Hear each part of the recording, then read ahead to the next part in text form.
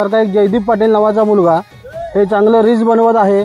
त्या रील्स बनवताना त्यांच्या शेवटी रील्स बनवली म्हणजे सगळं झालं नाही, त्यांना जे लागणारे इन्स्ट्रुमेंट लागतात ते त्यांना लागणारे जे कपडे आहेत ते शुभम कामतेकर वडावचे मालक त्यांनी आज त्यांना ते प्रोत्साहित केलेले आहेत।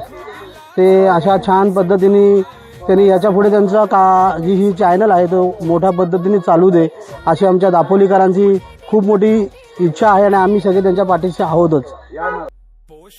सर्वांना नमस्कार।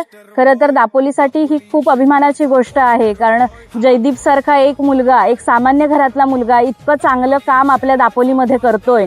कारण तो पोस्टर जे काही लिहितो ते वाचण्यासाठी, थांबण्यासाठी तो सगळ्यांना भाग पाडतो। ही खूप मोठी गोष्ट आहे की समोरच्याला 5 मिनिटं का होईना पण थांबवणं ही खूप मोठी आणि चांगली गोष्ट हा करतोय। जयदीपला पुढील वाटचालीसाठी खूप साऱ्या शुभेच्छा।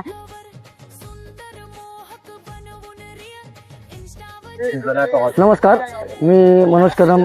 तसेच जयू पाटील जे पोस्टर बाबा आहे, हा पोस्टर आमच्या गावातला असून एक सामान्य घराचा मुलगा आहे। त्याचं खरं कौतुक असं आहे, तो जेवढे मेसेज टाकतो हे लोकांच्या हितासाठी आहेत आणि लोक पैशासाठी किंवा नावासाठी प्रसिद्धी करतात।